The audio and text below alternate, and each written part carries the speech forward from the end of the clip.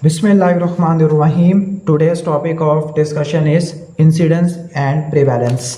तो इंसिडेंस और prevalence this is very important concept. तो इंसिडेंस में क्या होता है? इंसिडेंस के अंदर आप न्यू केसेस को देखते हैं, number of new cases, the number of new cases of a disease in a specific time period या per unit time, this is called incidence. तो इंसिडेंट के अंदर इंसिडेंट्स देखते हैं, न्यू केसेस को देखते हैं। प्रीवैलेंस के अंदर क्या देखते हैं? प्रीवैलेंस के अंदर टोटल नंबर ऑफ केसेस देखते हैं कि करंटली अभी कितने केस है। अब जो टोटल नंबर ऑफ केस है उसमें ओल्ड केस भी आएंगे और न्यू केस भी आएंगे। New plus old is equal to total.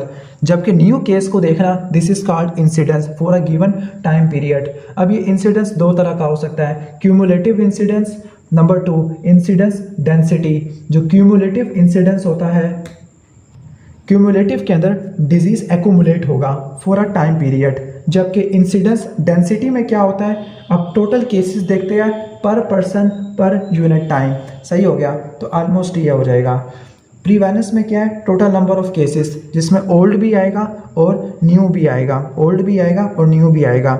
अब जो प्रीवैलेंस होता है इज इक्वल टू, एक फार्मूला होता है, prevalence is equal to incidence multiply time frame. ठीक हो गया? तो ये प्रीवैलेंस का फार्मूला होता है, इंसिडेंस को मल्टीप्लाई करो एवरेज ड्यूरेशन ऑफ डिजीज। ऐसे डिजीज जो एक्यूट होते हैं, जिनका टाइम फ्रेम काफ़ी कम होता है, तो ये टाइम फ्रेम ऑलमोस्ट नेग्लिजिबल होगा, तो इंसिडेंस प्रीवैलेंस के करीब आ जाएगी। तो ऐसे डिजीज़ जिनका शॉर्ट ड्यूरेशन होता है, उनका प्रीवैलेंस और इंसिडेंस बराबर हो जाता है। ऐसे डिजीज़ जो काफ़ी लंबे अरसे के लिए होते हैं, क्रॉनिक डिजीज़ होते हैं, उनमें प्रीवैलेंस इज़ ग्रेटर देन इंसिडेंस, क्योंकि जो डिजीज़ होगा वो काफ़ी अरसे तक पड़ा रहेगा। क्लियर? तो ये इंपॉर्टेंट कॉन्सेप्ट है। तो अगर आपने प्रीवैलेंस को बढ़ाना है, तो प्रीवैलेंस को बढ़ाने के लिए क्या क्या कर सकते हैं? नंबर 1, आप प्रोबेबिलिटी बढ़ा दें। अगर आप डिजीज़ के होने की प्रोबेबिलिटी बढ़ा दें, प्रीवैलेंस बढ़ जाएगी। नंबर 2, आप इंसिडेंस बढ़ा दो, प्रीवैलेंस बढ़ जाएगी। आप टाइम फ्रेम बढ़ा दो कि डिजीज़ काफ़ी टाइम तक पड़ा रहे, मतलब आप डिजीज़ का सर्वाइवल टाइम बढ़ा दो। ठीक हो गया? तो फिर वो डिजीज़ पड़ा रहेगा, तो उसका मतलब है प्रीवैलेंस बढ़ जाएगी। अगर आप पॉजिटिव प्रिडिक्टिव वैल्यू बढ़ा दो, पॉजिटिव प्रिडिक्टिव वैल्यू का मतलब है कि ये वो प्रोबेबिलिटी है कि जिन लोगों का अगर टेस्ट पॉजिटिव आ जाए तो उनमें डिजीज़ का होना, this is called positive predictive value. ठीक हो गया? कि जिनका पॉजिटिव टेस्ट है उनको एक्चुअली डिजीज़ है या नहीं, this is called positive predictive value. तो अगर प्रीवैलेंस को बढ़ाना है तो फिर रट्टा मारना, पॉजिटिव प्रिडिक्टिव वैल्यू को बढ़ा दो, नेगेटिव को कम कर दो, प्री टेस्ट प्रोबेबिलिटी को बढ़ा दो, इंसिडेंस को बढ़ा दो, टाइम फ्रेम को बढ़ा दो, सर्वाइवल टाइम को बढ़ा दो, डायग्नोस्टिक सेंसिटिविटी को बढ़ा दो, सेंसिटिविटी ओवरऑल बढ़ा दो।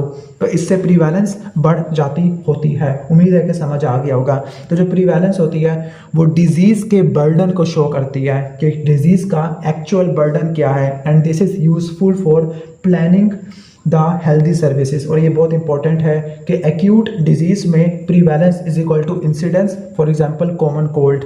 लेकिन अगर आप क्योर रेट बढ़ा देते हैं, अगर मरीज़ 100% ट्रीट हो जाता है तब प्रीवैलेंस कम हो जाएगी।